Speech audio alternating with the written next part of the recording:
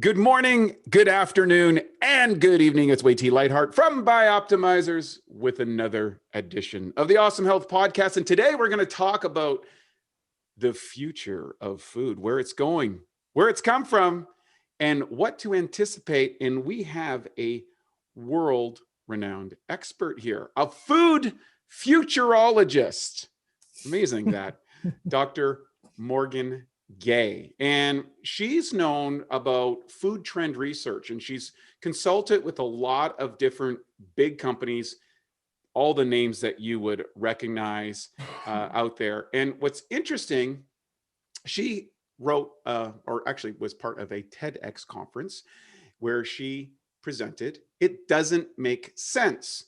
And so she's currently writing a book called A Taste of Things to Come about future food trends and why they matter. Now, she's been on the BBC and Channel 4, Channel 5 breakfast show in Australia. She joins us from Mexico today. So we might get a little Mexican cultural benefits in the podcast, i.e. construction, noises, whatever. I love it. But the bottom line is we're going to get the information. Morgaine, welcome to the show. Thank you so much. Hello, pleased to be here. Thank you. And I'm so delighted because it's not often that you get with someone who's worked so deeply in the food world. And I would like to know for our listeners, because I'm always talking about what transpired basically in the 1940s after World War II, when we had this massive shift in food production, distribution inside the world over the last 80 years, which has changed what we've consumed or evolved to consume. And you're on the other side of that. You're part of the trend setters or the integrators with major brands around the world. How did you get to be the type of person that's into the future of food? Oh no, that's the worst question. Anything but that one. So I do know about the past and food history because we have to. In order to frame anything in the present and take it forward. But I think it's a bit dangerous to look at the past to think that that's where we're going to, as a reference point to where we're definitely going to go, because all exponential graphs don't, it just doesn't work that way. The future doesn't work that way. There's always a disruptor, and look at 2020, which is a great disruptor. But for me, I was interested in definitely not working in food, actually. So food is just a red herring. I think food is the thing that connects us all. And I look at everything from geopolitics, economics, what's happening environmentally, design, interiors, fashion, everything plays into what we want, what we're going to want. It's aspirational, and food in the West, especially, so actually in every country really, is aspirational. And so I started looking at time, and I started being very interested in quantum mechanics for my PhD, and then ended up doing quantum philosophy, looking at the way that things connect. And that's kind of what I do now. Okay, so this is awesome. When I was in university, here's a fun fact for people who might not know. I befriended I was kind of like the jock type who had a kind of a casual interest in physics throughout university. And I befriended a physics major who was a bit of a polymath and a super genius. And ultimately, he ended up running the Gottlieb Space Center for NASA and becoming a world-renowned plasma physicist. And we used to do all sorts of crazy experiments. And he was the classic bespectacled physicist guy. And I was like the muscle-bound, weightlifting guy. And we used to hang out every day and have all these great debates. And he introduced me to Dr. Feynman, particularly Shirley. Mr. Feynman, you must be joking. I think it was the name of his book, and how he would kind of describe the world in these very unique and interesting ways. And your work, obviously, quantum physics. Can you explain what that is for our listeners in a layman's terms? But I do believe it's about the entanglement and the potentiation of possibilities.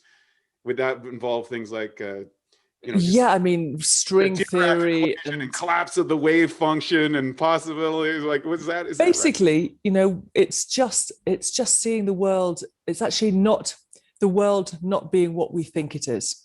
And we think that hard matter is reality. And what quantum physics looks at is what we don't see. And so asking questions about energy fields and possibilities in time and existence, I suppose. So that's why for me, I ended up doing quantum philosophy instead, and which took me down a route where I looked at water and the behavior of water and the behavior of things in nature that we think we know, but we are really not seeing. We can't see. And I think really interestingly about the future, one of the things that's definitely about to happen is that we're going to understand human potentiality from a non-physical perspective, so that we're going to understand the power of the human mind, how things connect, about those waveforms and what we can do with that. I think what we've spent the last at least 100 years at least thinking we're separate from nature, that nature is a thing and that we're man. And what we are really understanding, we'll start to understand much more and be able to put into play, is that we are exactly part of it, and the way we think and the way that we interact and our energies and what we believe, all of that impacts on the world around us and on each other. So at the moment, that just seems a little woo-woo, or it's a bit conceptual, or it's a bit sort of something that you might do if you're meditating. It seems a bit other, but it will become mainstream. And companies such as ministries of defense, and I've worked with the Ministry of Defense of Canada, but in the UK and different countries, are looking at human energy waves and how they impact on getting information from a collective of people who don't have the answer, maybe verbally or knowingly, but can actually access something that is a fundamental truth or a reality. And I guess quantum physics is a long answer, isn't it? That the quantum physics is really that. It's the potentiality of energies. I love it. I've got a deep interest in both of those areas of my own life. So I do a presentation which is on water. And the foundational component was a documentary series that was put out called Water, the Great Mystery. And inside of it, there was these PhDs and scientists who had studied water for, some of them 20, 30, even as much as 40 or more years. And I was struck by the first researcher came out and said, well, we don't know that much about water. And I thought, wow, what humility, and that was great. And then I ran into Dr. Pollack, who made a discovery of the fourth phase of water, which water is one of the only substances which exists in a solid, liquid, and a gas. And then what he said is a crystal structure. And then I forget the researchers that demonstrated that there's 440,000 or so information panels of storage. So who we are as a name and a key and all this sort of stuff. Now, on top of that, I also participate in neurofeedback training, and I've been a meditator for 20 years. And with neurofeedback training, we're using technology to give you direct feedback on the brain waves that you are associating with different states of consciousness. And with a little bit of work, you can rapidly accelerate your ability just because of the feedback systems in people's brains. It's hard to get feedback. Like until recently, we couldn't necessarily get feedback on our carbon brain, but now through wiring our heads up and creating a secondary silicon brain to observe our own processes, we can optimize brain function. It's an area that we study extensively. Now I'm leading into this. So based on what you're saying, which sounds like something right out of the Bhagavad Gita or something like that, that you are explaining that what is previously associated as mystical states, non-linear dynamics, woo-woo, are trending in a direction that even defense organizations around the world are experimenting with this technology. And what makes you think that this is going to come to fruition in a public place more and more? Well, one of the things that I've been talking about for a long time before 2020 was that 2020 was this cataclysmic change point. And up until then, we had about 8 years of disruptive things happening, lots of things which we thought to be good and true. Kind of the rug was being pulled from under our feet on our realities. So when 2020 hit, one of the biggest things that we're seeing between, I mean, obviously it's not 31st of January 2020, and it doesn't work like that.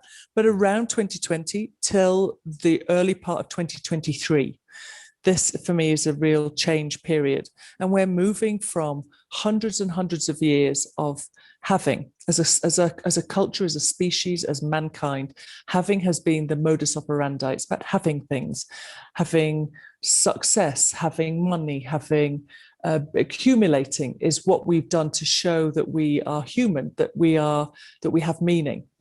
And so the big question really as we go forward is what makes us human? And what we've experienced during lockdown is that a lot of those things haven't really had any currency. No matter how much money people have had, they haven't been able to action that freedom. So travel or seeing people that they love or just having personal freedoms have been taken away. And having suddenly became less valuable, all of this stuff, but actually what does it mean? I'm not even leaving the house now. So what does that mean? And we're moving into this period of knowing. And our question about what it means to be human is about the knowing. And that knowing, when we've often talked about AI and digital, we've also separated us from that. So that's AI, this is us. And what we'll start to see is this interface of technology and human beings.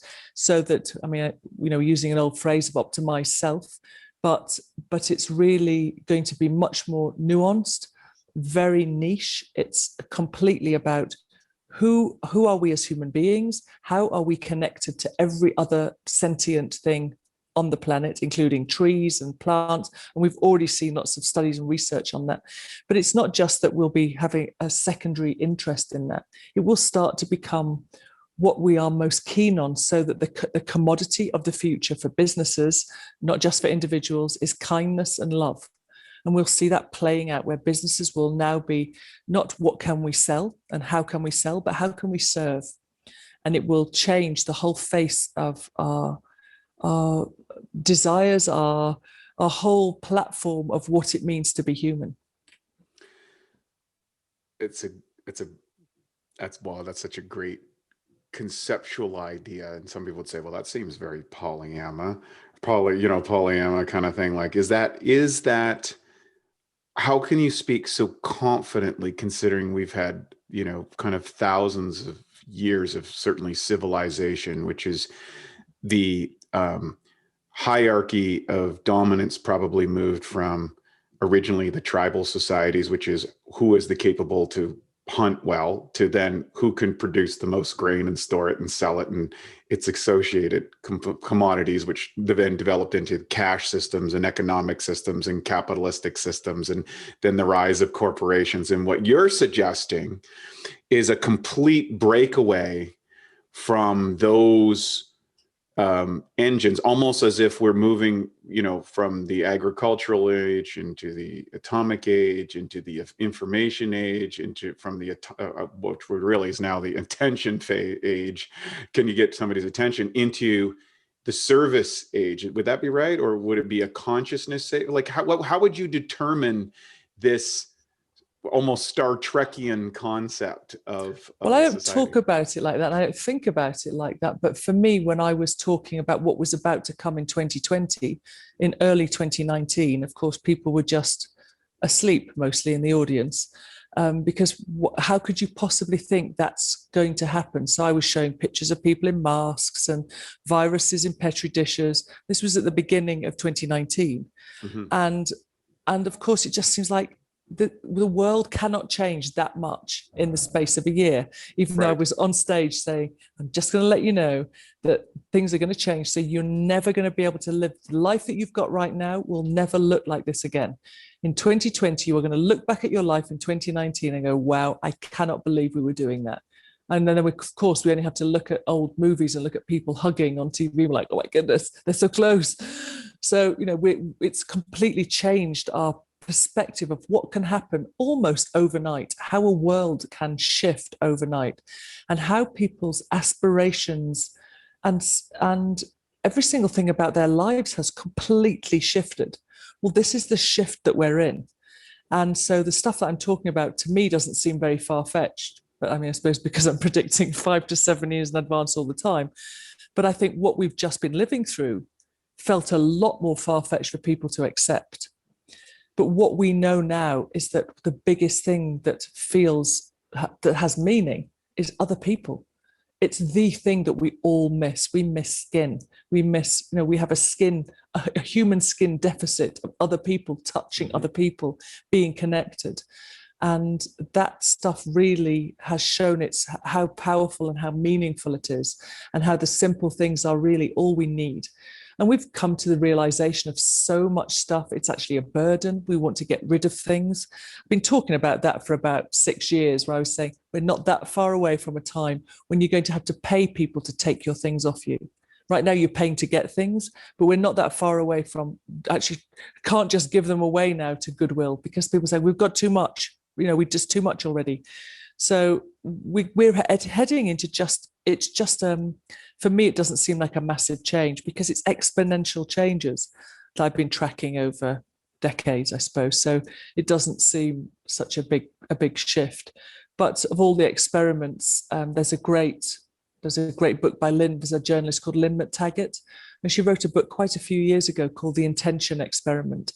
And it was just about nothing so technological really as the stuff you're talking about, where you could really map the brain. It was just intention. What happens when people put their attention on something?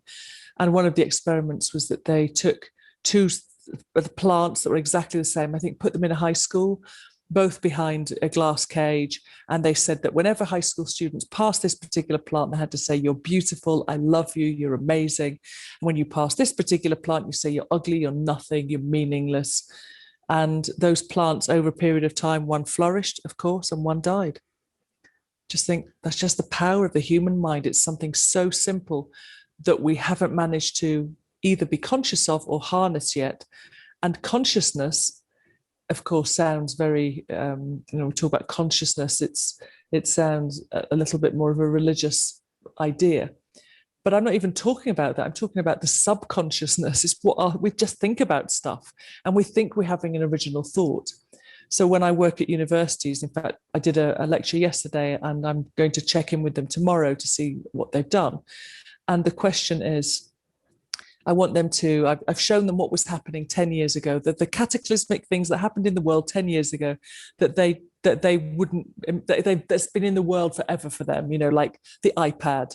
Or, can you imagine 10 years ago, before that, there was no iPad. So things like that. So I said, this is what happened 10 years ago, all of these cool things that you now take for granted. So what I want you to do is project what's going to happen in 10 years' time. What are we going to be wearing? Are we going to be going to work? Just asking them questions to answer. I said, look, of course you don't know the answer. Make it up. Just make up your ideas of what the first thing that comes to your mind. And then when they go into the breakout rooms together, they will find that a lot of them have said the same thing. Why is that? Well, I think Carl Jung put forth years ago that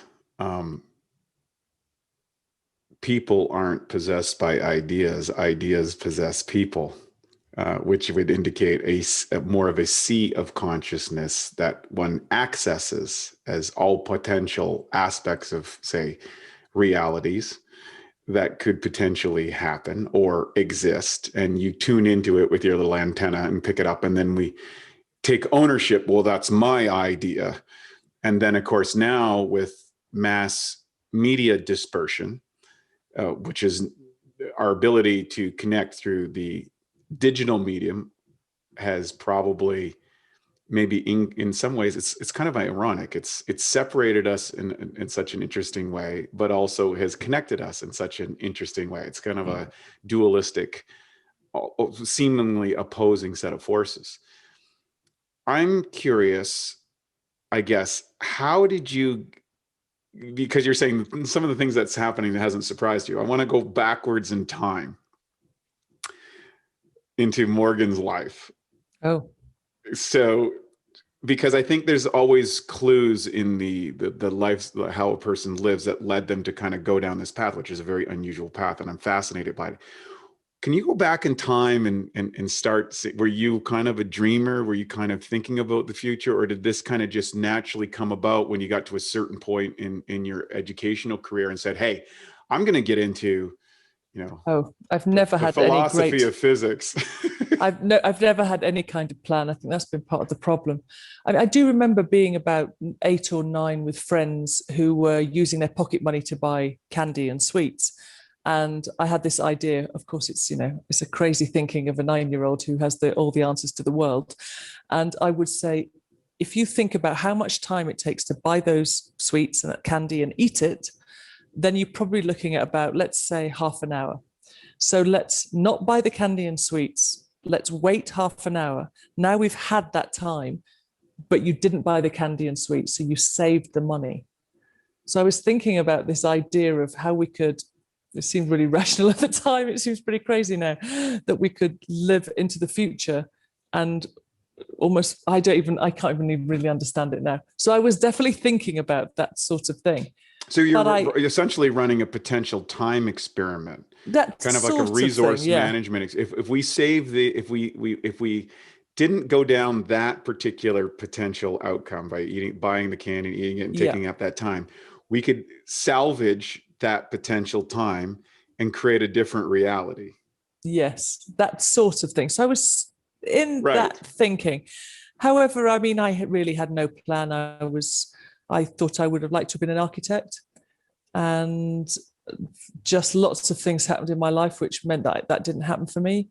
And my education was very fragmented. And I had a pretty complicated childhood, and I lived in a few different countries subsequently, sort of in a parallel way. So I lived in England and also in the Middle East, and sort of living 2 very, very different lives. One was extremely opulent, one was extreme poverty. And so I had these 2 lives that were concurrent, and lots of things very fragmented, and traveled an extensive amount because I left home very young as a teenager.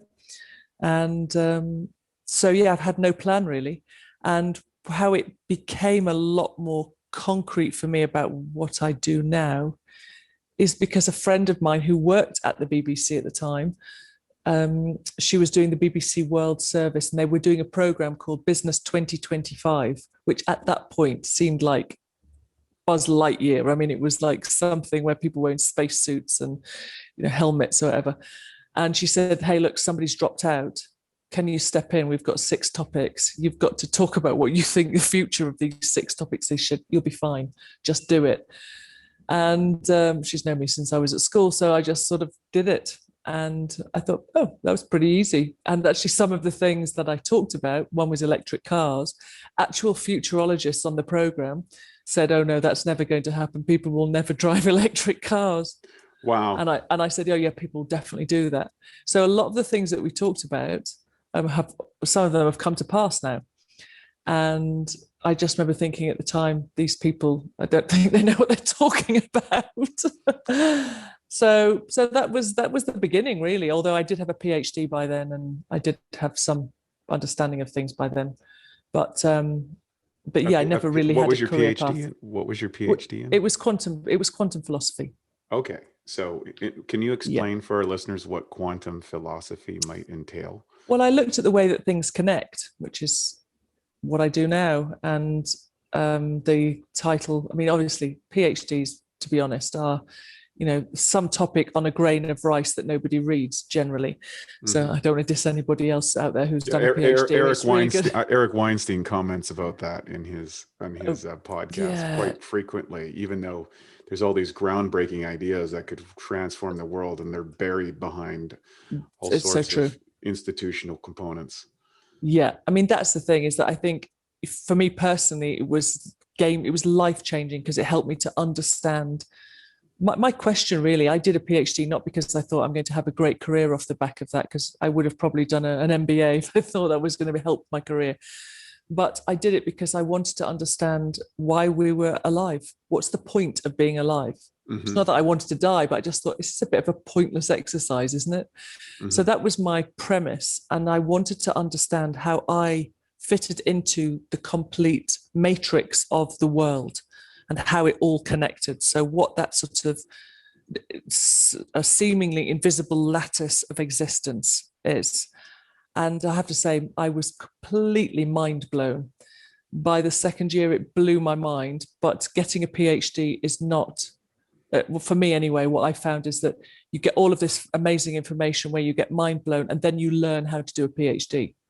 Right. And often these two things are very separate. So now I could probably knock out a PhD very quickly because it's a format.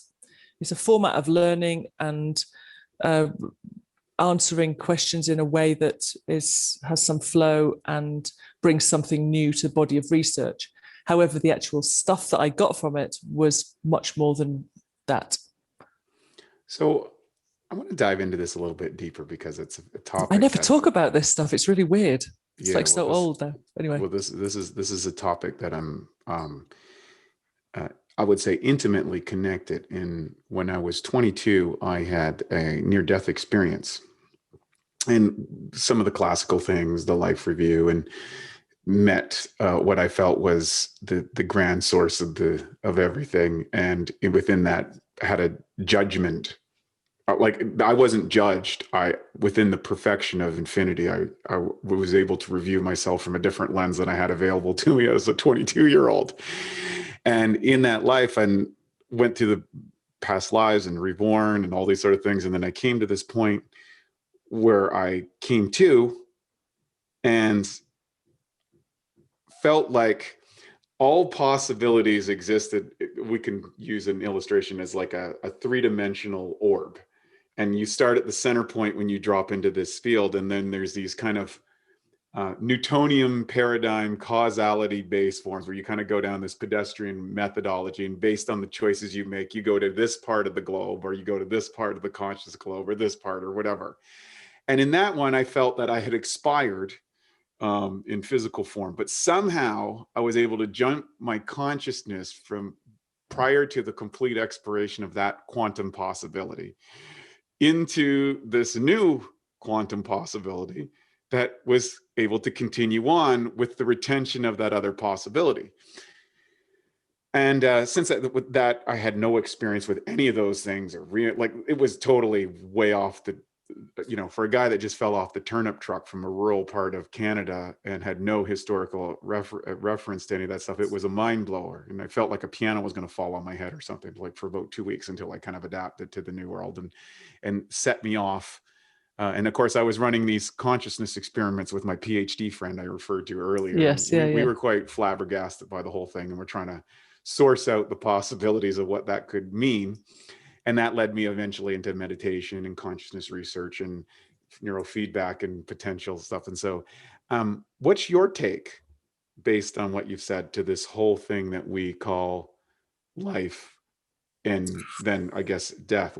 How would you interpret those things from your perspective at this point in what seems like a very real physical existence, but that might be somewhat subjective if you get really at it? Would you say? Wow.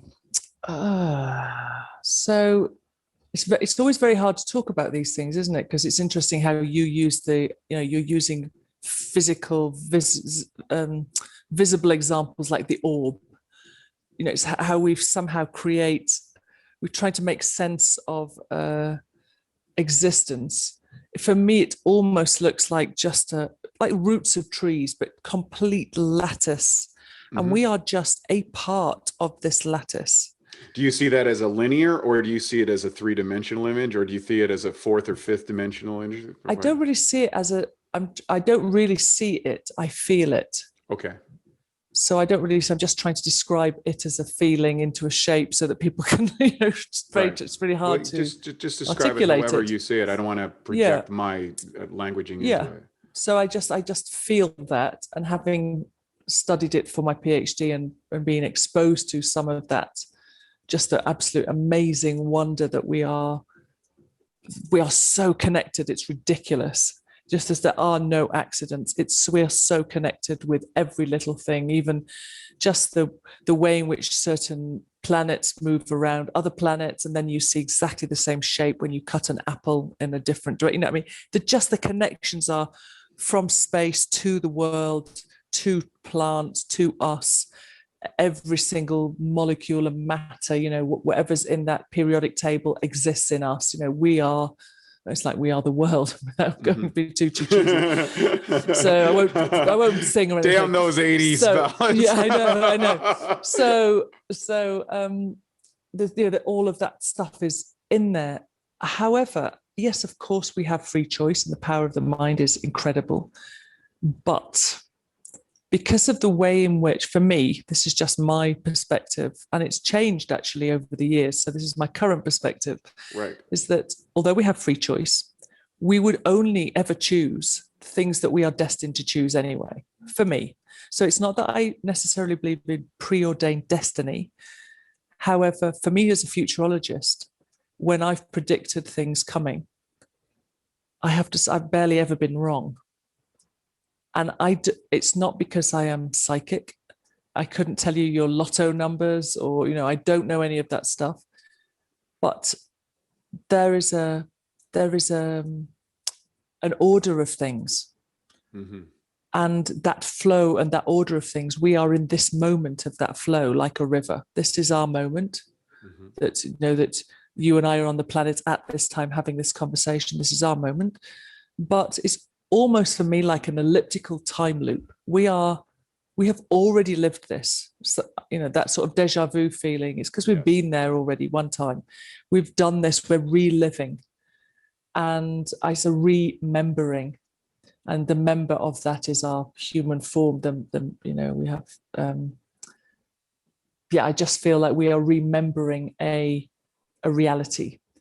And I mean, even reality is a pretty weird word for me anyway, because we don't really know what that is. We don't know what that is. I always love that. Like people say, like you're not dealing with reality. Well, I think it was Ramana Maharishi that said, well, there's no sense of being upset at the world because the world that you see doesn't actually exist. No, it's as you see it. It's as you see it. It's as you perceive it. So mm-hmm. That's what, and I sort of think that about what I'm saying. This is my experience of it, and there are lots of things that I would have loved to have done, and my fantasy jobs and my fantasy life, but actually now I realize they were not for me. What I do is for me, whether I like it or not. I almost don't even know if I like it, but I feel like I'm doing it. I can't separate it from me, and I feel like therefore I am in the perfect flow of it. I think when we're striving for something, sometimes when it is just too hard, it's not for us. Mm-hmm. And I think there's something about that, is that we are part of this perfect balance, and we're in that. And so in some ways, this is what we've come in with. I've come in with, this is who I am. This is what the potentiality of my choices. These are the choices I probably would make. Of course, I can make my life better or worse on a moment by moment basis. Of course, I can affect things, like I could turn this podcast off right now or whatever, you have choices. But generally, I just feel like we are choosing the things that are there for us. And so it seems like a full world of potentiality. But of course, I could be a racing car driver, but I have no interest in that. I might have the capability to be a great, I don't know, astronaut, but I don't have an interest in that. So I would never go down that route. And I think that's the thing, is that whenever we could say to people, you can have anything you want, you could be anything you want. All of those, there's an option for everybody, because all of those slots aren't taken up. The only option that you're going to be the best at is you, because that is your slot. Oh, I got so many questions. It's such a fun conversation. This is so not what I expected to talk about. Well, that's why we call this the Awesome Health Podcast, because I think we're all trying to, I want to give full license to just going where whatever happens. I'm a witness to it. So based on what you're suggesting, do you feel that consciousness, or what you experience as your life, is a singular, unique and separate existence from all that is? Or is it just you're an aspect of consciousness itself reflecting upon the total picture? That, the second one. Okay. So then, so then tell me about life and death, since you brought up the component of, well, what's the whole point of being here? It's just energetic. It's just energies, and we're just reflecting. We're just a different reflection of the same thing. We're just one version of, it's like a snowflake. We're all snowflakes. Not obviously, it's a whole other term. That's a whole political rat's nest. Yeah, we're not snowflakes, but we're talking about snow in real terms. Correct. So, snow is one big thing, but it's made up of tiny little things. They're all individual and unique, but they all reflect snow. And I think that's it. And I think that we are matter, but we're also, we're sort of body riding energy. And the energy continues, the body dies. And that's all it is. It's just a flow of energies disappearing in physical form and appearing in other physical form. Okay, so would you ascribe then that it's possible, or do you believe that someone would reincarnate in a different form or a different place in a different time and space based on that? Or do you think once the song ends, that's it, you dissipate into the field itself, never to be seen again? Well, I think that energy can't disappear. So you might have fragments of that energy in the next incarnation of other, but not necessarily you are reincarnated. So based on that, going to intention and futurology, would you say that your intentions in this life could potentially determine the reemergence of those intentions in maybe, let's say you had I'll do a real experiment here, a thought experiment for our listeners. So let's say I wanted to be a center in the NBA, and at 5'8", that's just not going to happen in this reality. But I envisioned myself in that space over and over and over again. And then upon the dissolving of this existence, I reemerged in my next form as a 7'2" with extreme athletic ability, born next to an Ivy League university that would see me in a coach. Do you think that what appears to be random distribution of potential is not actually random, because it looks random from a very narrow framework of the present, when in fact it is a result of the myriad of intentions over vast aspects of what we call time, which are not limited to the localized perception of me and this moment as I am in physical form, with name and identity and historical components relative to physical incarnation. I think the only difficulty with that, of course, is that it's a very linear human thought. Okay. And give me your version. Yeah. And I just don't think that it works that way. And I just don't think it goes physical form, energy, next physical form. I think it's a little bit more disparate than that. I just don't see it as something that is so, therefore you thought it, you might not get it in this life, but that's your next go. I don't know, it just seems a little bit too convenient. And I just don't think it works like that. I just don't think it's that convenient for us. I don't think we get to have this fantasy life. I'd like to be a dancer. I mean, I don't know where I've got that from, because I've never even done a dance class. So I would have loved to have been a dancer without any ability whatsoever. So I've never thought about it too much. I mean, I love to go and see modern dance, and I really love dance a lot, but I don't think I'm going to come back as a dancer in any shape or form. I think that's it's very human pedestrian wishful thinking that makes you feel better about what you didn't achieve in this lifetime.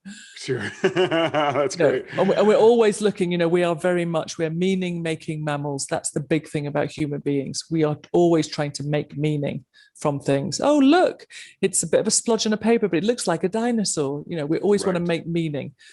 And so that's another way we want to make meaning of our lives, which actually, sorry to say for me, they are really meaningless.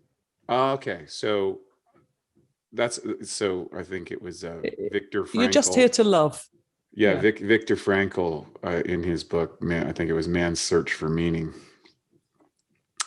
and talked about you can extract a supportive meaning out of the most horrific situations because of this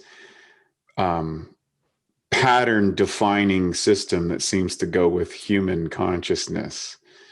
Therefore, what it is what one makes of it to a certain extent. But you can also, can kind of go down to kind of that kind of solipsism kind of concept where you're just like, well, the only thing that matters is what I think something is, which becomes almost narcissistic from a human thing and could be very nihilistic on another level. But it seems that you're not from that mindset, that you're able to see what's coming as a new trend. Is that because of what you feel is the collective conscious patterning in how they're going to extract meaning in the future? Or do you think this is just the emergence of some syntropic physical things where things tend to reorganize into more complex natures after a period of entropy?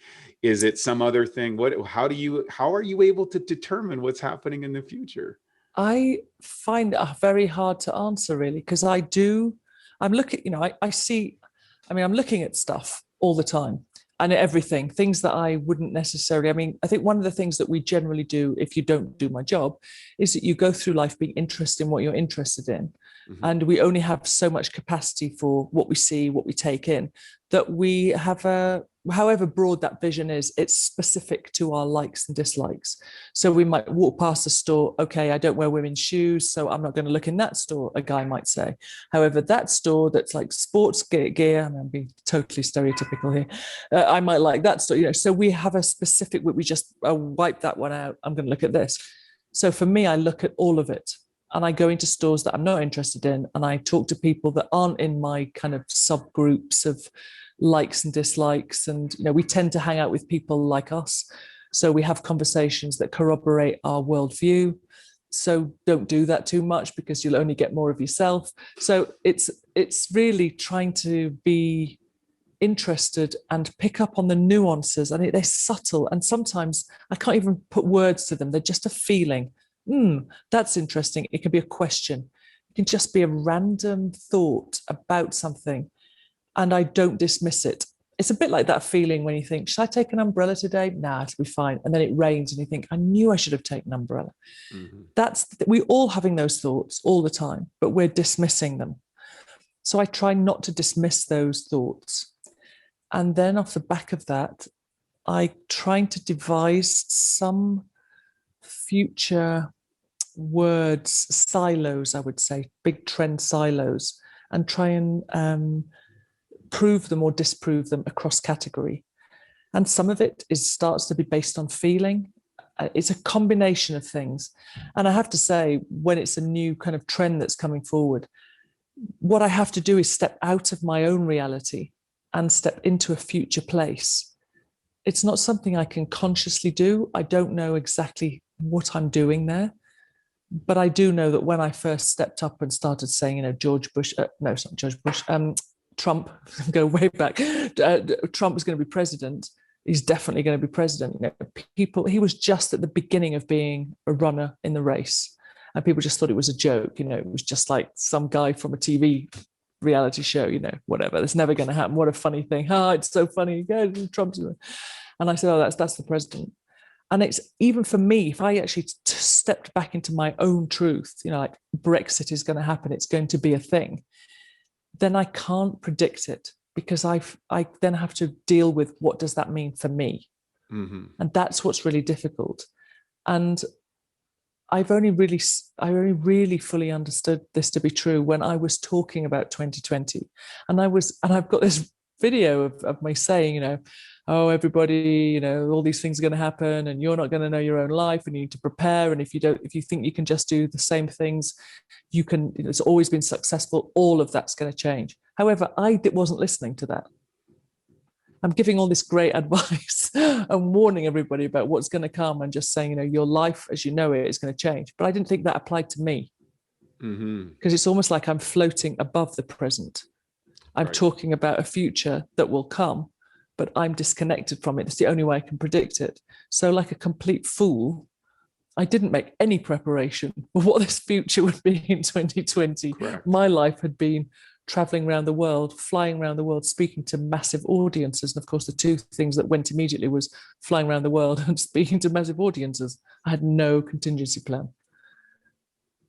So that's how I know. I don't know how I fully do it, but I know that I'm not listening. I can relate on a certain level relative to the field that I've been in. I've been in this field of athletic development and sports, and I spent a lot of time alone as a young teenager during developed contemplative, I would say, practice.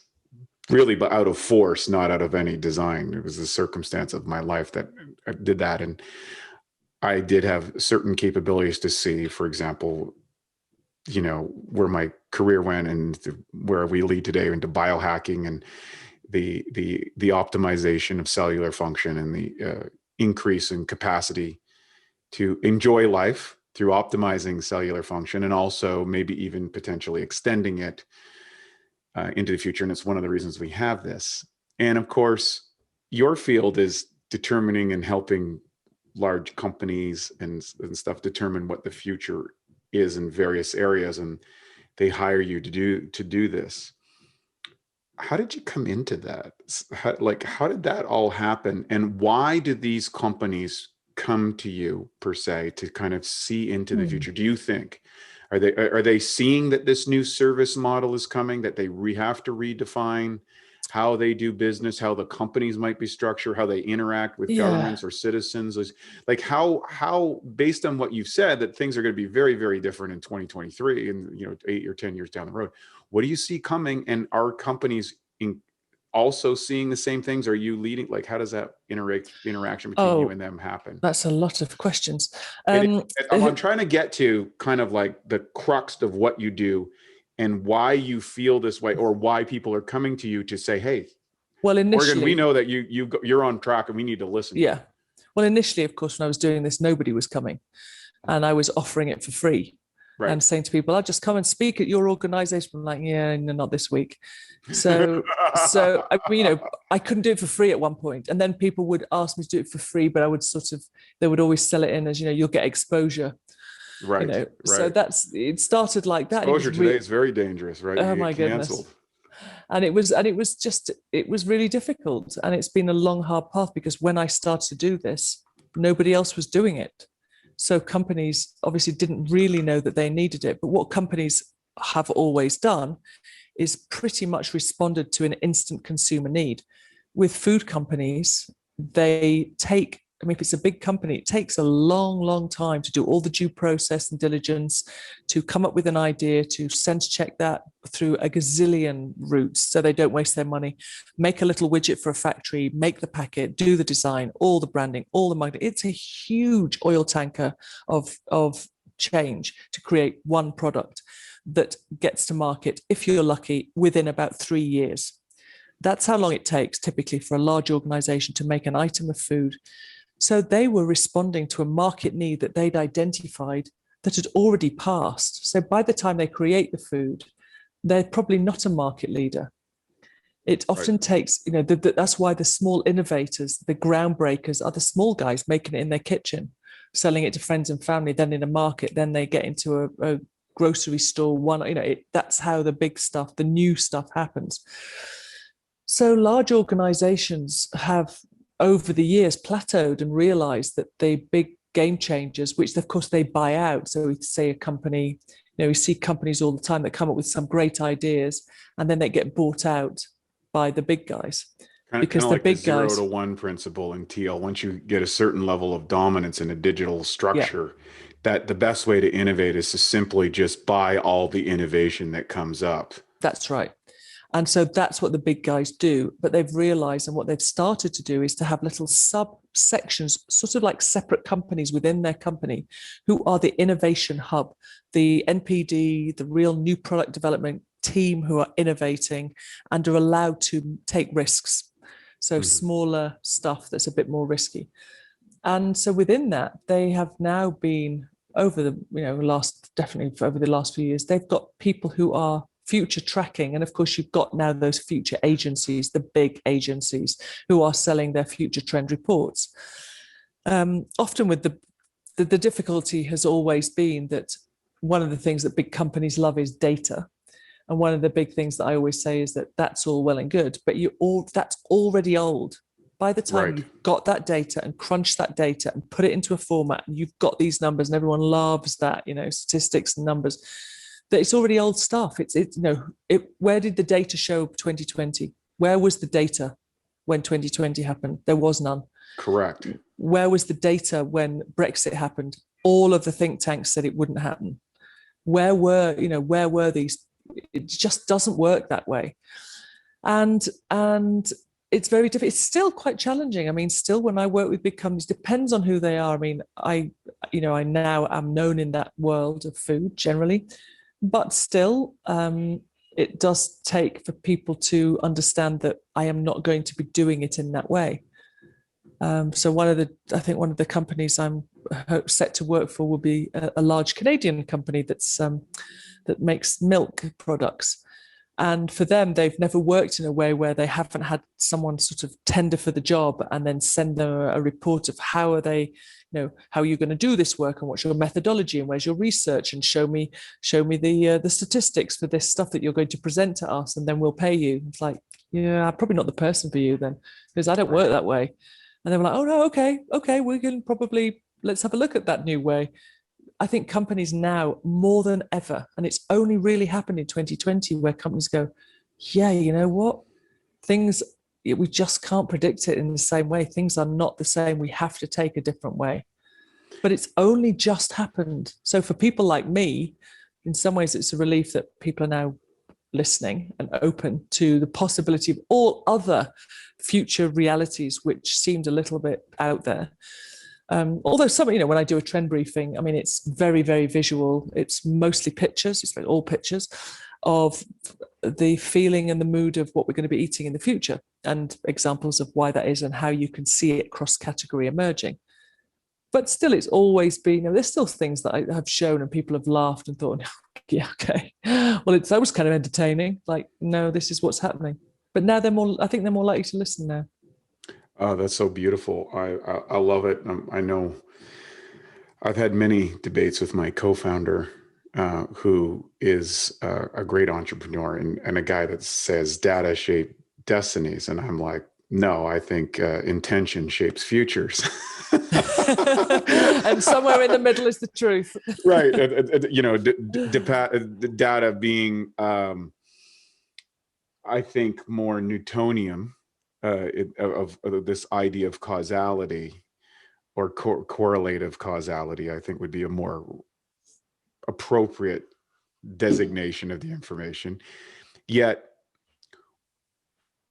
I want it to be, I'll give an example that the listeners can connect with, and you can kind of expand on this in relative to food. I set an intention after seeing a bodybuilding magazine that I was going to compete in the Mr. Universe like Mr. Arnold Schwarzenegger. And I set about a deterministic amount of actions that eventually, 16 years later, led me to that reality. There was no data. In fact, I hadn't even won a contest after 10 years of training. I sucked. There was no data that would support that was even going to be possible for me. And then a series of extremely unusual events happened. And one being my development into Eastern philosophy and commitment to meditation and spirituality. And then the possibility happened. And there was a writing that I read by my spiritual teacher that said, well, if something doesn't exist and it's right and noble for your soul, then it'll be created for you. And I literally experienced that in order to go to the Mr. Universe, by unusual set of circumstances that allowed me to go.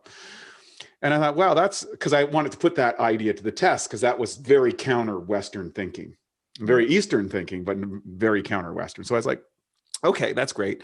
So I think that there's some concordance here between how maybe you see the world or see the future and how I see the future. Share with us how you see the future of food and where that trend's going, and what you envision or intuit, whatever you want to call it, project. Oh, definitely not intuit.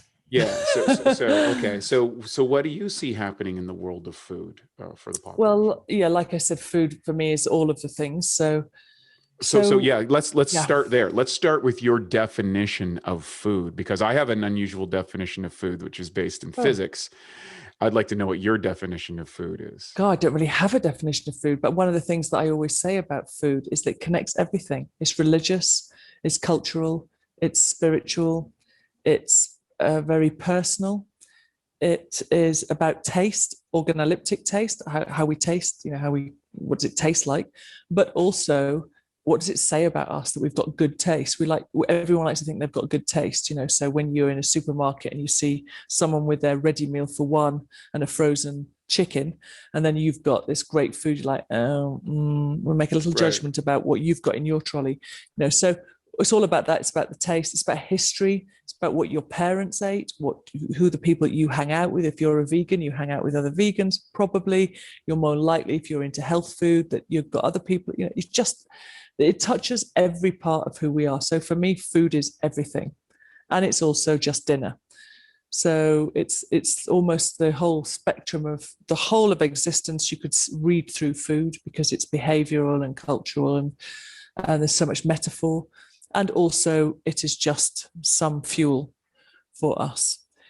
And of course, the gut is the second brain, and the microbiome. And we understand so much now that where I think we're going in the future with food, one of the things is that when we talk about personalized diets, we don't even understand what that means right now. We think that we have this knowledge, and therefore this knowledge is true, and therefore it will be good for you. However, that just also is not true. So, for example, you could say, okay, well, if you're a vegan, things that would be good for you would be pulses. They would be good. So things like chickpeas and beans and all of those things where you get your protein, because that's our obsession right now. But it's just marketing, by the way, that whole protein thing. That's a whole load of nonsense. I know, because I work in those companies, so I know you know what you're promoting and what the zeitgeist is for people who are going to buy into the words that sound scientific. That's going to be the thing that they think they need. So for me, for example, I don't eat meat. I haven't eaten meat since I was a child, but I can't eat beans and pulses. And I didn't know that until a few years ago, when I found out that I had a gene, which is called the MTHFR gene, which means we can't digest those things. It makes us really ill. And I couldn't understand why I had stomachache all the time, every evening, looked like I was about to give birth. So those sorts of things, one size just doesn't fit all. So we're going to be looking at that DNA. We're going to be looking at all of our genes, our microbiome, our cultural thing really matters, where we've come from. And we'll understand that. So if you are 10th generation Japanese, pure Japanese, that food type that you've eaten is so easy for you. That's what you naturally do, which is why when we've introduced things like dairy into Japan, they are experiencing for the first time things like hormonal cancers like breast cancer and testicular cancer and obesity, which they'd never dealt with before, because that's a new food for their I'm going to say species. It is, as we are a species, and we have genetics that enable us to digest lactose in milk or not digest lactose in milk. And for example, if you're black, you can't digest lactose. Typically, if you're from an Asian background, you can't digest lactose. If you have red hair, you're much more likely to be able to digest lactose. So we have to look at race, and we have to look at culture in terms of finding what works for us. But even more nuanced than that, it's really about all of the SNPs in our DNA. It's all of the things in our microbiome. And we'll start to understand that. So that's the future diet for us, as close to nature as possible, as unadulterated as possible. Pretty much if it's sold on TV, don't buy it. The closer to the earth you can get, the better. So just picked, eat. That's it. Because we are space age men. Really, well, we're living in a space age time, but we're just cavemen. We're just the basic form. Not much has really changed, so that we need to eat as close to the source as possible. And that's who we are. It's we might read it and go, oh, it's great. It's got whatever in it. We understand that with our brain because we've educated around it. But we only have to go back a few generations, put those labels in front of our ancestors, and they'll go, I don't know what it is. And the body is those ancestors. The body doesn't know what it is either. It's processing it. It's managing it. But of course, we have an epidemic. We have a health epidemics. We have mental health epidemics. Physical, mental are always connected. Everything, we are in this time that we're going to start understanding that. And that's where tech comes in, because we'll be able to have technology, which we can just breathe in. It will already have all of our data. We can scan that technology around the apothecary of our future, which is our kitchen. And it will beep, okay, vitamin K, that's what I'm short of today. Boop, it's in that. Boop, it's in there. And it's in that. Great, that's what I'm going to eat. So that's one element. It's funny that you say that, because this is exactly what we do at Bioptimizers in our customized programs.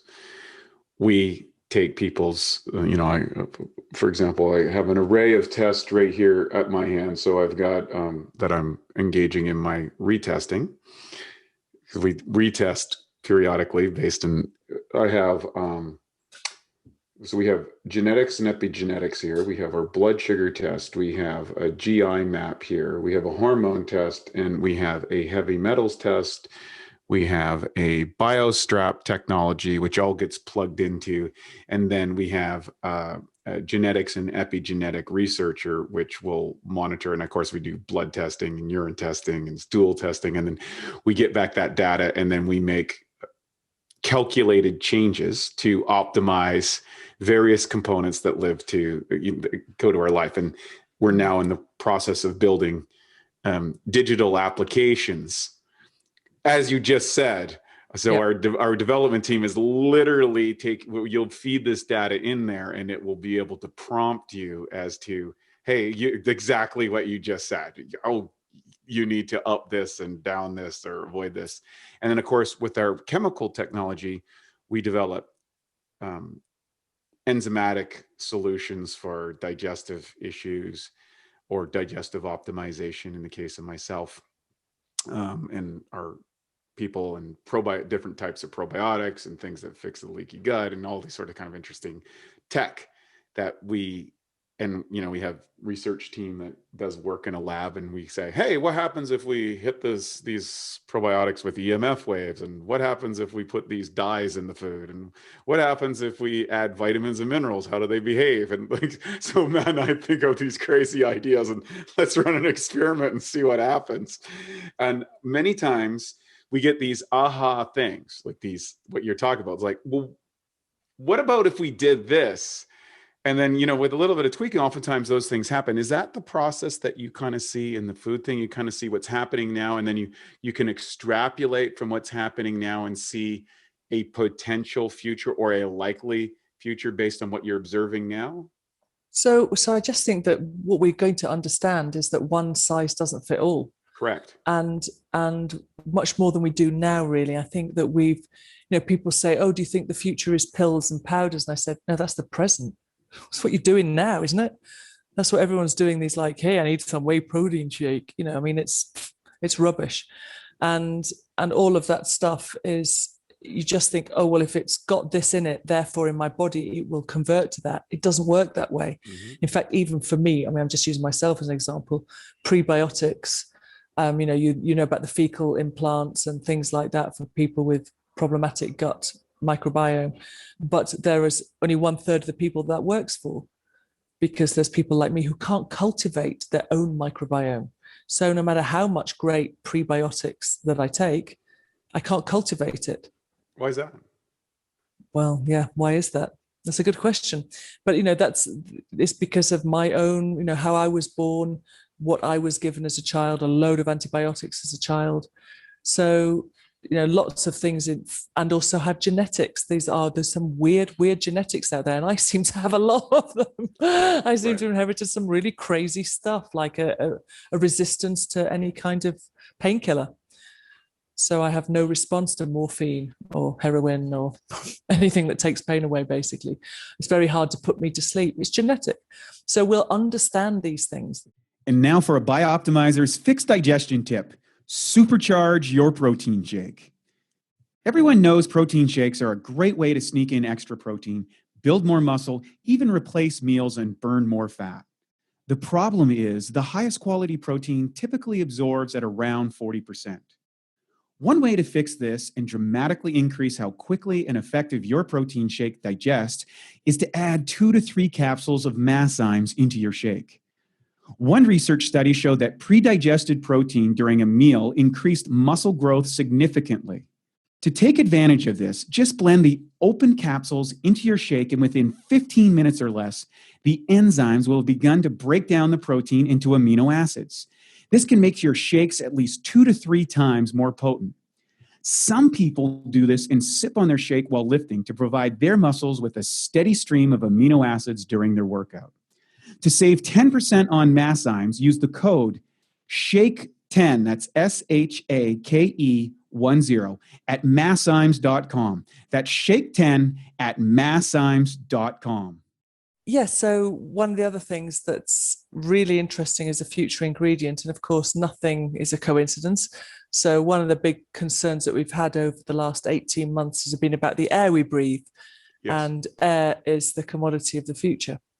So it's the main ingredient. It's all of our new proteins. It's how we're going to take all of the pollution from the air and be able to convert that into food source. And there's some brilliant research happening, loads of investment in Silicon Valley on that. And it's really interesting. So there's loads of really cool stuff happening in the future. Well, this goes to I created a philosophy about how to approach optimize health, which I call the AWESOME formula. It's an acronym. And I looked, because there was all these kind of competing ideologies in the nutrition field, in the exercise field and all this stuff. And anyone that does a little bit of experimentation within short order will become radically confused by the competing tribalistic natures and their rules, customs, and belief systems, etc., and rituals, whether you're a keto follower, which is my business partner, and I'm a plant-based guy, haven't eaten meat in 20 years. And so we're at and he's done full carnivore and I've done full raw food. So we've kind of expressed to the extremes. And you talked about conversion, and this is where we're going to get into this in the future, because I recognize, well, if we're to look at me, the organism, the one thing that we can find commonality within this thing that I call me, this protoplasmic reality that I seem to be attached to, is the cell. Okay, so we've got to find first principles, and everybody's concerned about diet, but I go, wait a second, is that the primary source of electrons? Because as opposed to going to chemistry, I look at physics, which everything is a form of condensed light, which is light is both a wave and a particle, depending on its density, all that kind of stuff. And I was like, okay, well, if we look at the mitochondria, which is the energy furnace, which was once a bacteria that fused with the human cell, and now we are reliant on for most of our energy production, in its essence, it's the smallest aspect of relativity. It's called electron covalent transfer. There is an electron going from here to there, and this produces an energy result. And if that transition is working well, it's an efficient fuel. If it's not working that well, there's kind of collateral damage that leads to oxidative stress and degeneration. Eventually, we all go through that in disease. And then we're bathed in the sea of beneficial elements and contaminated elements. And I thought, wait a second.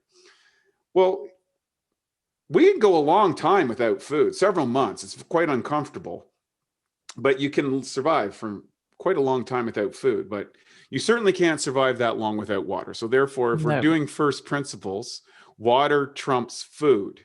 And then I'm like, well, but is there anything that trumps water? Well, if we did an experiment and held our breath, we could probably not go as long without our breath that we could without water. So, and then if you've been witnessed, and I had the horrific experience of watching my older sister as a young adult go through cancer treatment. And of course, when they become bedridden, you watch the person waste away relatively quickly. And so the unintended consequences of technological innovation is that we've taken the tendency for biological efficiency, in other words, to save energy within the biological organism as a preservational technique, because of radical technical innovation, has now become an issue because we have to do this thing called exercise, which used to be just living up until 100 years ago. We didn't have to worry about exercise, but now. Or less. But now, because of those biological safety mechanisms, have now become counter to the safety mechanisms. So I said, okay, forget diets. Air, water, and exercise are primary factors in living a decent life over and above food. And then I looked at food as, I put sunlight as the awesome thing, as condensed light in all of its form and constructions of, which lead to the various structures. And then our ability to extract that, we looked at cellular function. Well, what optimizes the conversion of that from a chemical level, or also are agents in the movement of energy or chemical reactions inside the body that gives us, I would say, biological options, which are, enzymes and probiotics, which are essentially the conversion mechanisms of the body. And our modern food style of food production and distribution has radically disrupted that. Those workers, if you will, the guys on the job site that put the house together and keep the drains clean. And then we have, essential amino acids, essential fatty acids, minerals, vitamins. And then there's this unique category, which I call herbs, which from maybe a Chinese perspective, either increases the regulation of energy going in a direction or decreases the energy into various energetic meridians. And they're the only person I know that came to concordance between Chinese medicine practices throughout thousands of years and westernized models, because there was no connection, was neurotransmitter dominance. Chinese medicine, the 5 elements fits very well into neurotransmitter dominance, and he built Olympic athletic programs on it. And then beyond that, and the next 2 parts of the acronym is mental beliefs and attitudes, which can determine a great deal. If you have a bad attitude and a great lifestyle, you'll still get sick. And if you have a not so great lifestyle and a great attitude, it seems to work out pretty well. Yeah. And then finally, the last piece is E on the formula. Education, testing, and coaching, and education coming from the word educe, to learn from within, and to learn from within, you run a test, and then you run that test. And of course, the fast way through that is to get a coach. All of that to say, so that's the basic premise that I teach, is the foundational metrics to set up the experiment, the human experiment, which we are saying moving from or slowing or reversing, at least for a time, the natural degeneration, the entropy of human existence into, sickness, degeneration, and death, and reversing and even optimizing and maybe creating a higher arc or keeping a longer arc of possibilities before you descend into death of that organism, the cessation of that, its biochemical options. So I've got lots to say on that. What's that? I've got lots to say on that. Yeah. So just give us your take on how you see the food paradigm and the conversion of it and the energy matrix, and why you feel that all of the different arrays that could be available to us in the future in regards to that. And do you think my science is just totally bunk and absolute garbage? Well, I think what's really apparent, and isn't it sad as a reflection of us as human beings, that we need so much intervention that we can't just be allowed to get on with it ourselves and do a good job. And in some ways, all of that you've constructed is great and it's interesting and it's helpful, but it's complicated. And there's a lot there to engage with and to do and to make happen, and for somebody to have to almost learn and say yes to, rather than, what we know is that if we just looked at the very few, and there are very few left, tribes that are just hunter-gatherer tribes that are living seasonally, we can do that.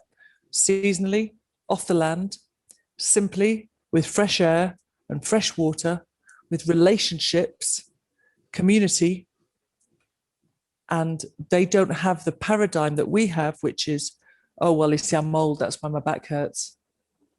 That's our thinking. We've structured that as a reality. We've now believe we have words in some languages that don't exist in other languages. And because they don't exist, they don't happen. So depression is a word that doesn't exist in some languages. So nobody in that culture's had depression.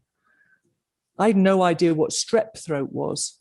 I still don't really know what strep throat is. But anyway, had it. Well, of course you have, because you're Canadian, and everyone in America's had it as well. Because I was at high school in the States, and they're off with strep. I'm like, I don't know what that is. I never had it. I never had it because I don't know what it is. So it doesn't exist for me. So getting old, and in the way that we expect that degeneration, is our cultural expectation, because we have the language for it, we have the expectation of it, we see it around us.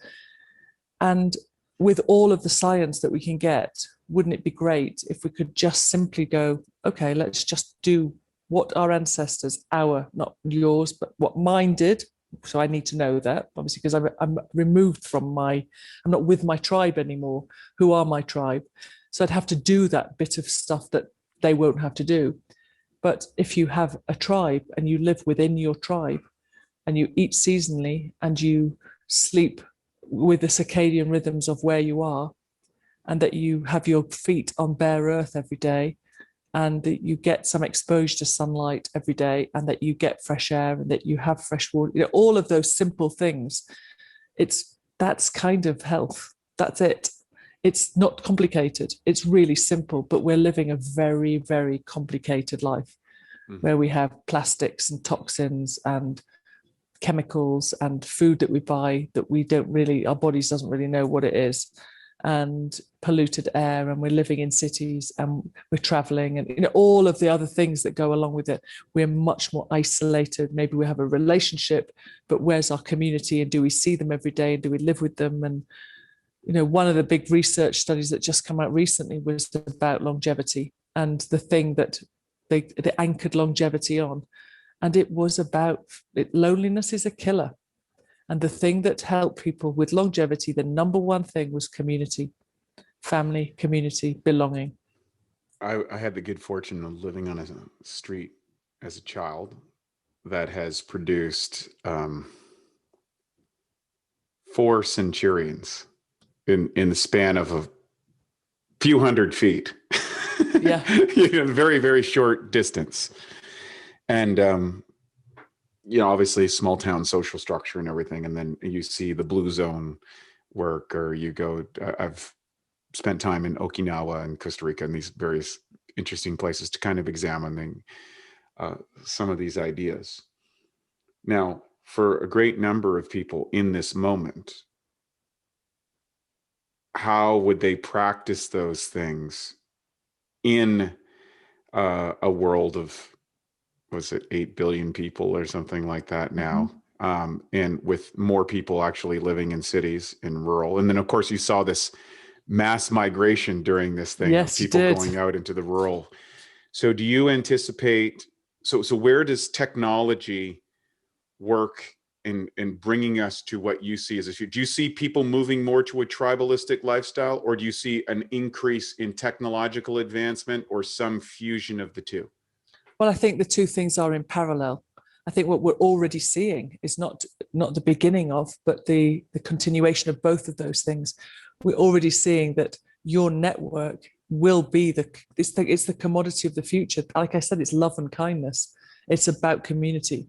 And so people are going to become a lot more dependent on those people around them, to be caring, to perhaps share the cooking, or share, have a much more sharing possibility, because all the things that money could buy before, we realize don't really have the value. But also, I mean, what we can do if we live in a big city, there are lots of simple things that you can do. First of all, just don't buy stuff that's advertised on TV. Don't buy stuff in packets with ingredients. Buy the raw ingredient. I think somebody once, they asked, I think it was the White House, I think one of the presidents asked, what's the number one thing that people can do to change their health? What can we do for the whole of the US for people to change their health? One thing, without, it doesn't matter how much money you've got, which culture you've come from. And the answer was cook from scratch. That changes everything. If you want to eat cookies, make them yourself. Because when you start putting that butter and that sugar in there, you'll start thinking, oh, I might only have one. Whether it's you're eating a packet, it's invisible. And also you're eating the preservatives and all the other stuff. So straight away, buying raw ingredients, vegetables are cheap, and plant-based is always a better option for the planet and for ourselves.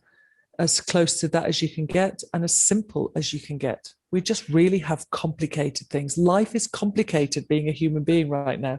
We've made it so. So I've done that experiment, for example. I spent 2 years as a raw foodist. I never ate one piece of cooked food and only ate as it was. I've done that too.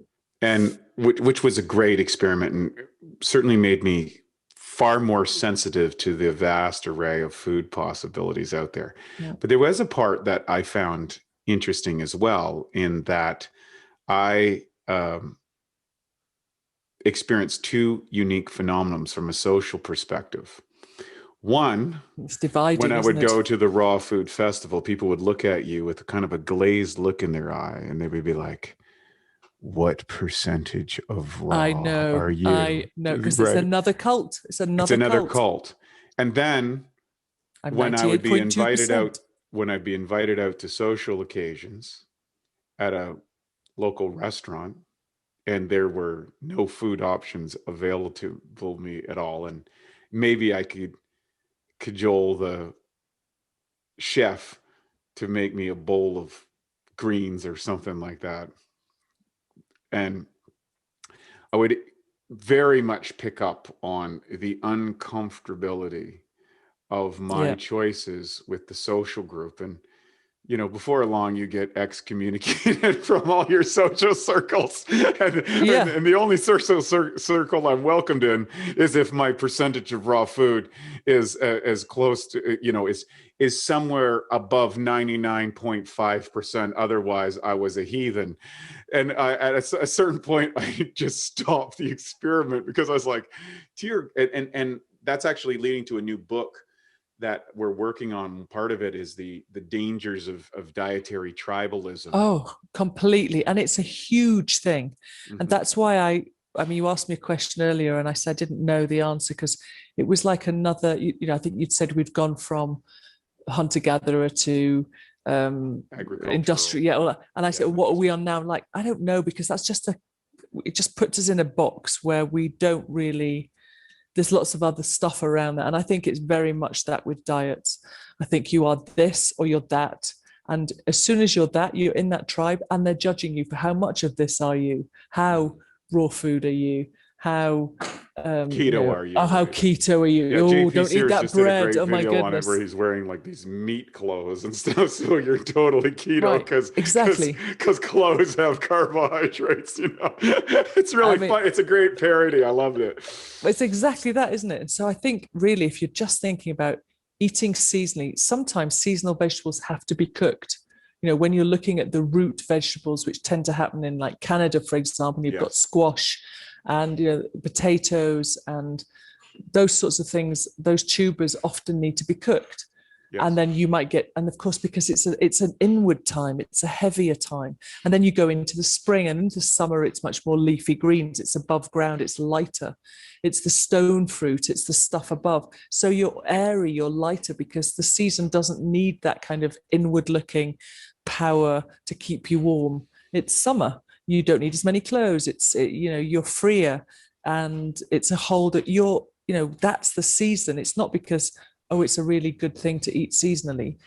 Yes, it is. And also it'll be cheaper and you won't have as much sprayed crop because it just will grow in abundance when it's the right season. So all of that stuff's great, but also it just makes sense. It's just, sleep when it's dark, don't sleep in the day if you can, I mean, just if you can do those things, it just helps, doesn't it? And I just think that is, we've really complicated and become so out of touch with our nature. And this year's, all of the trend briefings I do this year, the big question that I'm asking, which I've never really asked a question before in my trend briefings, is this is the question we're asking now. What does it mean to be human? So what does it mean to be human? Well, it's that we are everything. We are connected. We are no longer separate. And we are just starting to understand what it means to be human. Because up until now, we've been playing at it. For a long time, we've been constructing these realities and complicating it. And, it's always the next thing. And of course, all of these big companies are doing new product development. And yes, I'm giving trend briefings and sometimes helping them with NPD. But people aren't going to buy that. But people aren't going to buy the story anymore unless there's real truth in it. And that truth is it good for the planet and me? Is it kind to every other thing? And how does it contribute? So that's the difference. I think there's a lot of large food companies that are, there's a microscope on them right now about the cultivation and development of highly addictive chemical substances, which some would argue overstimulate the nervous system and may have an array of consequences, but the addictive rate of that food. I think if you look at Eric Schlosser's work, when he talked about fast food nation and the development of food science down the New Jersey Turnpike in the late 70s, when these corporations determined, well, it's really hard to get people to try our new product, but we can get the people who are eating our stuff to eat more of it. And that's good for our profit margin. Is that trend changing at the corporate level with your interactions, or are they coming up with, let's come up with the new thing? Like what is happening? It's changing because people, like anything, you can have some great ideas, but if nobody wants them, then pointless. Right. And that's the thing, is that people are waking up. Of course, it's always at different rates. Some people are more woke than others, but people are waking up, and whether they are, like I said, it's not about a conscious thought, I'm going to eat less meat, but people are eating less meat. It's just happening. It's because really, when we have eaten meat as a species, it's been such a rare event. That's why there's cave paintings of a buffalo with a knife in it or whatever, a spear in it, because it was like, whoa, what the heck? We're going to be eating meat this time. It wasn't like we kill a buffalo every week. It was so flipping hard. They hardly ever did it. So it's so rare. And we've got to a time where we have had a real confusion around, if we can buy it, then let's have more of it. And it's been a Western model for meat has meant wealth. And if we've got money, we buy meat. And of course, now we see developing nations following that, whereas in the West, we're actually consuming less. And that's not because people are suddenly thinking, well, it's not so good to eat meat. Some people are, but just generally, it's happening generally. People are doing that generally. Look at the array of plant-based milks available now. That are really good. It's the possibilities now are so available to us that people are allowed and able to make other choices without saying, oh, well, I'm one of them. I'm a weirdo, one of those. You can be a bit of everything. You can be a weirdo of everything. So I just think things are really shifting. And yes, companies are, of course, looking for the next big thing, but it's not the next bad thing. People won't buy it. So what is it? Where are we going to? Where is it leading? Where is it trending? Where is it going? The future of food. Oh my goodness, such a big question. I mean, obviously, when I do a trend briefing, it's an hour and some just of looking at these different ways, because it's not just one route. It's the whole tech part. It's what's happening in air. It's what's happening in water. It's what's happening in 3D printing and what we can construct with fantastic ingredients. We can take waste food. I mean, waste food is a massive commodity for the future. Waste is wealth, really. So it's whatever companies are making, what they can do with the secondary product that's the waste of that product. So, for example, if dairy companies are still making milk-based products, they could be also using any of that milk that gets wasted, of which there's a ton of that, to make fantastic fabrics, cottons, trainers, really lovely things that would have originally, wouldn't have been made. There's so much waste that's created from making industrial food production. And then, of course, the packaging. Is the packaging edible? Is it compostable? This whole thing about it's biodegradable. Well, you know what? That might be 1,000 years in landfill. That's not going to. That's old hat now. It's even like talking about sustainability. I mean, that was 1970s sustainability. We're beyond sustaining. We need to change it. So, there's all of these. We're rethinking our old structures, and companies are being brought to task on that. And consumers are waking up. We're waking up. That's 2020. It's the wake up. I'm gonna punch the coordinates into the NABA computer, and we're gonna end up in. Suddenly, we find ourselves chatting. It's 2030. Oh yeah. 10 years from now. Yeah, we won't be using this device. Right. So, what will we be using, and how will that relate? What do you see happening? And particularly because there's, and I'll let you go there, and then I'll go to the next question, because I don't want to. Okay, so I don't want to spoil the milk yet.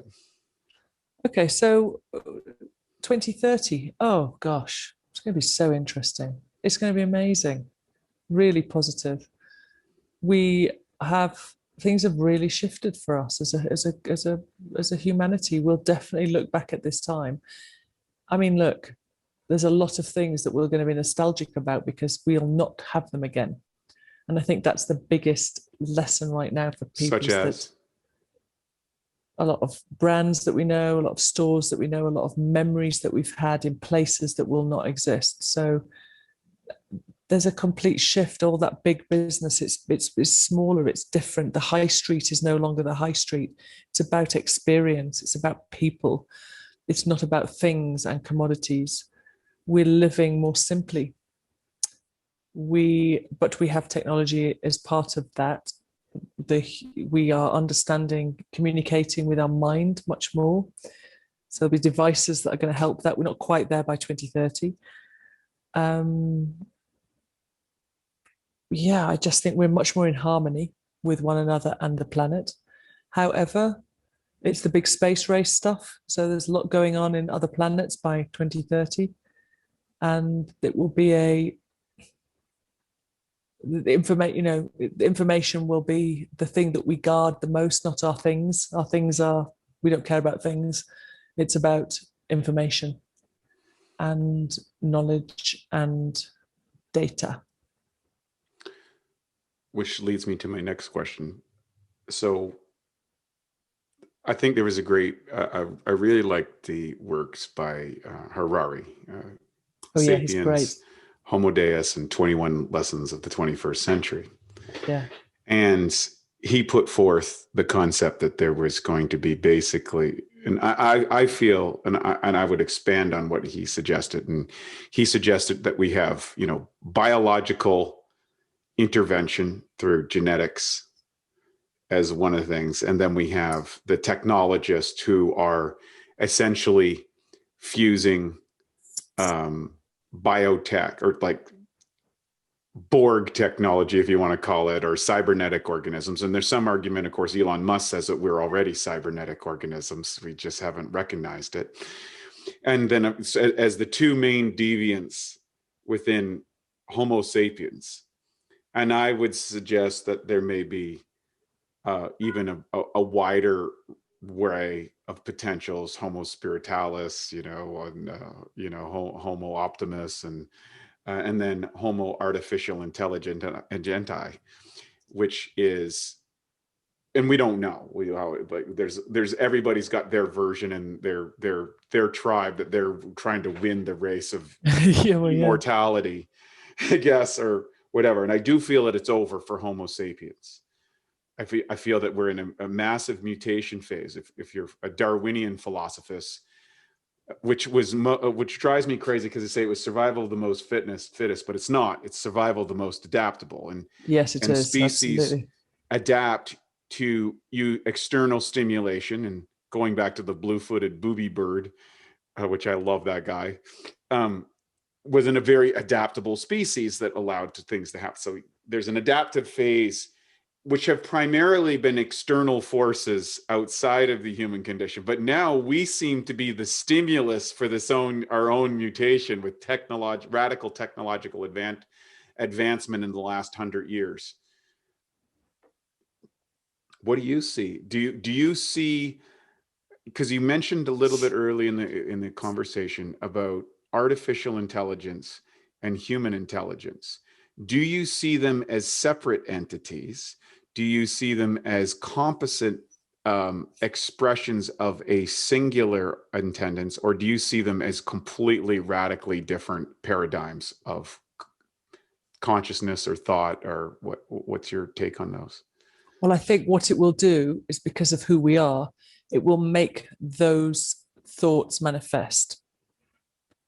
Because right now we know our thoughts. We can perhaps see the result of our intention, perhaps, but it's very hard to prove that all the time. What technology will do, it will make it manifest so that other people can see it, and we can use it in a way that will enable us to use it with other human beings. So is it separate? I think it's a tool. So one of the thought experiments around this, and I vacillate on this one depending on my mood, I think, how dire I want to. I run thought experiments, and one of them is, we know that AI is taking up an increasing amount of what we would call intelligence on the planet at a pretty fast rate. Most people gather their information from online sources, which are determined by algorithms. And if we don't actually have our own ideas, then how the distribution of that algorithm is going to determine what one believes or values or thinks. And right now, it seems like the product of that technology, in a lot of cases, seems to be division.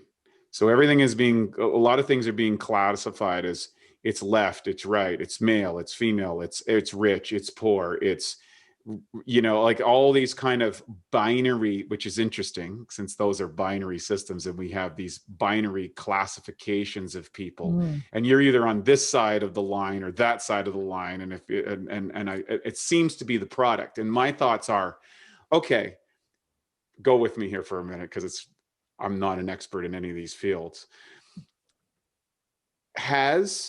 Do you think there's a potential that artificial intelligence has already taken over a great amount of human intelligence? And is this a benign case, or is this as a result of a potentially asymmetrical attack on humanity itself from individuals or other people? Because I think one of the potentials of AI is to be used as a weapon, and technology has oftentimes been used as a weapon, unfortunately. Do you think that's a possibility? Because I was like, if I was an artificial intelligence and my ethics was not into the support of humans, well, what if I got them to kind of stay up in their homes and self-select to inject themselves with something so that they sterilize themselves or terminate themselves in kind of a really, we would call an ethical way, like we would ethically kill cattle by stunning them before we cut their throats. And in this way, just kind of breed themselves out until we have this quote unquote harmonic view of the planet with 500 million people living in an Elysium type model. Is that a potential possibility? It's interesting. Oh my goodness. I think there's definitely capabilities for that, and I think they're happening now. I don't think that's a future. I think that's a present. That's my thing. And the question is, but is that a positive step, or is it a negative step? That's a negative step. However, what it enables, you always have to have the negative to have the uprising. Correct. And so that's why it's so key that this is happening, because that is why we're also going to be seeing this. I mean, I suppose there is a rise of tribe. You are finding your people, the people that say, okay, I'm an anti-vaxxer. Oh, I'm not an anti-vaxxer. You know, yes, there's all the stuff on the media, but they're your people. And your people have a similar worldview and are going to be doing what they think it is to be a better human. Whether that is your vegan tribe. I mean, I'm not saying about your dietary tribe, because it becomes a bit more, you know, it's a bit more rigid, but definitely that your people, you will live in harmony with I think we've been, you know, the pendulum has swung to what we could sort of say would be, it's been a global, you know, it's always been about global organizations, global business. Everyone's wanting to be bigger, you know, the hypermarket, you know, it used to be individual stores on a high street, the butcher, the baker, then it was better because it was always in one big store, and now it's going back. So it's almost like the feudal system is not coming back, but it's much more about these small, like the street you grew up on. Suddenly that has more value. There's a lot more value in the mundane. We've ignored the mundane because nobody wants that. Everyone wants to be famous and big and world. And actually it's about the mundane. And people start to live into that a lot more. The other thing to also remember is that we are not the future. We're old. The future is coming. And the future behind us are not caught up on Facebook, because they're not on Facebook, and they're mostly not on the social media, and they don't put filters on photographs on Instagram. They're not trying to shape a world in this perfect worldview. They're not trying to construct this reality. They think that the current reality sucks. And they're looking at all of these older people going, what the heck have you done with our planet? You know, these 14-year-olds are into individuality. They're into these small tribes of loyal friends where they are coming together to do things good for the planet. And they don't care if their clothes match and it's got a brand. They're not into brands. These are different people. They don't spend a lot of money, but what they do, they buy well. They're different, and that's the future. And so I think that we have a lot of different tribes at play, a lot of different age groups at play. But like I said, we are not what the future needs. That's what the future needs. So based on that, would you say that the descent into chaos because of organizational institutions is an essential component? Yeah. And how long do you think that dissension will last? Because if you look at the last big kind of jump, I think which radically changed the world was 1939 to 1945, and the ushering in the Manhattan Project, the dropping of the atomic bomb. 2023. So 2023 is the ultimate decimation of the systems of the past. Do you think that will result in mass extermination of population? No. Do you think it will lead to a population explosion? No. What do you think will happen? Well, I think that, you know, one of the things that we will definitely see over the next few years, which we've been seeing already, you know, I remember just talking about 2020, and it was almost like on the money when all of the bushfires started in Australia. I was like, oh my goodness, here we go. You know, it was just one thing after another. You know, actually, COVID wasn't the first thing in 2020 that was terrible. It was like mass destruction, burning, killing, you know, and of course, lots of lives lost in COVID. And other natural disasters are about to happen. Fire, flood, earthquake, whatever, all of those things. We've got a crazy time till 2023. I'm not saying 2023, you know, it's like spring 2023. We'll start to emerge from something, and we'll start to have a better understanding. Yes, there's going to be a massive loss of lives, but I don't think it's going to be 5,000 people left on the planet or 5 million, you know, no, of course it's not. You know, one of the things that we always think of is that the future is so radically different that we're all going to be wearing silver suits and, you know, beam me up, Scotty. But the future looks a lot like now, but better, different, adapted. Like you said, it's adaptation as opposed to survival. What we've been doing for a long time is not adapting and actually surviving and dominating. And that's the state we're in, you know. That's our evolution as human beings. It's all perfect. It's awesome. So can you tell us, what does the future hold for Morgaine? Where do you see yourself as these emerging trends happen? And No idea. yeah, I guess the next thing was, where do people find out to follow your journey and what you might be sharing? Do you have any social media or websites or things like that where people can kind of tap into what your future trending and what you see happening? Because I'm going to have to bring you back on the podcast in a few years. 2030. Yeah, and see how many of these. Well, probably sooner. 2023 would probably be good, because I'd like to see that'd be great. it. Yeah. Okay, That'd be I'd be awesome. excited to do that. That'd be great. Yeah. So they can. I mean, look, I don't really promote a lot of stuff. I've got a website which is just my name, www.morgainegaye.com. You can see some of the clips of stuff I've done on there. Typically, most of my talks and trend briefings are business to business. So unless you're in the company, I don't usually do a big public one. Mm-hmm. But you can follow me on Instagram, which is just my name, Morgaine Gaye. I'm the only one apparently that I know, Dr. Morgaine Gaye, in the world. So, if you put that into whatever browser you've got, something will pop up that you can ignore or look at. And I have a range of products, which we call Edible Love. Oh, talk about that, please. Can you share about that? Yeah. So Edible Love, we sell products. We're actually on pause at the moment, just since December until April, we're just pausing. But we have a range of 8 products. They are all plant-based. They're all raw. It was not intended to be this business thing. It was just something that I did for myself and friends and family. And then it just grew from there. And it's just ground or raw ingredients that are bioavailable and that you can make, because most people have really busy lives and tons of excuses to not get bioavailable nutrition in food grade form. And I guess that's the thing for us. So, it's got things like spirulina, chlorella, bee pollen. Actually, only one of them's got bee pollen because the rest are vegan.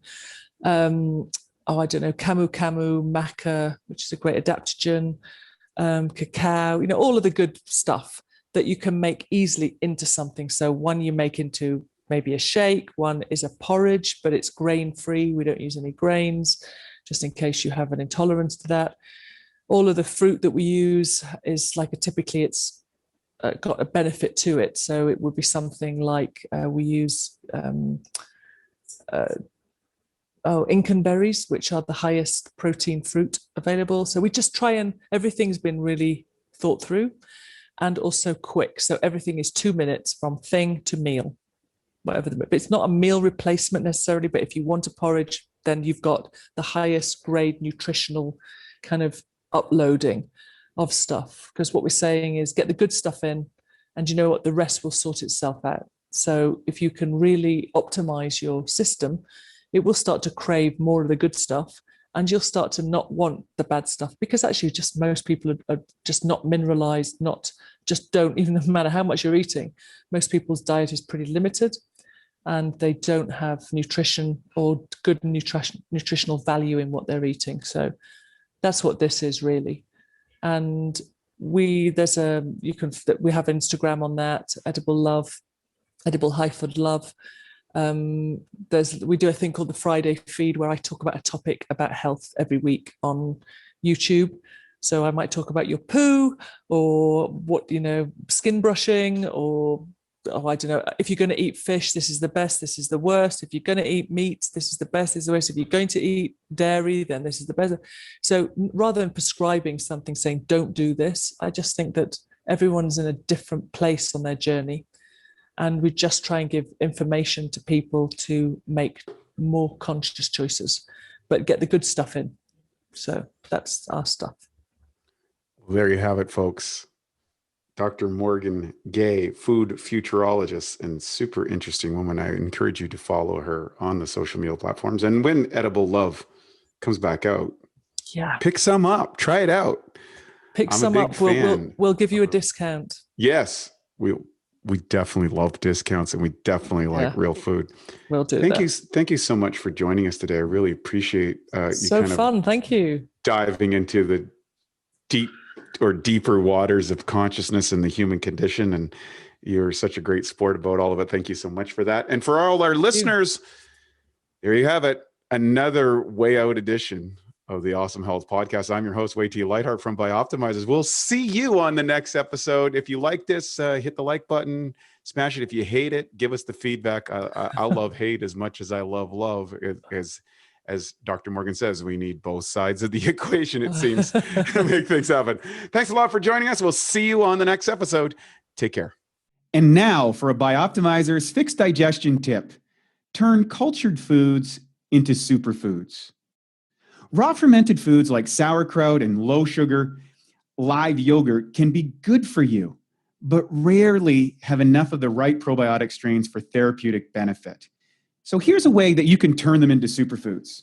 What I do is I get some raw sauerkraut or a healthy yogurt. Ideally, it's grass-fed or coconut-based, and you can empty 3 caps of P3OM into a container and mix it up thoroughly. Leave it at room temperature for a couple of hours before putting it back into the fridge. And what's going to happen is these probiotic levels will be multiplied. In fact, it doubles every 20 minutes. And then what you're going to get is you're going to have a food with strong proteolytic activity. To learn more about P3OM and why its patented strains make it the strongest probiotic available, go to www.bioptimizers.com. Thank you for listening to the Bioptimizers Awesome Health Podcast. You can find more information at bioptimizers.com.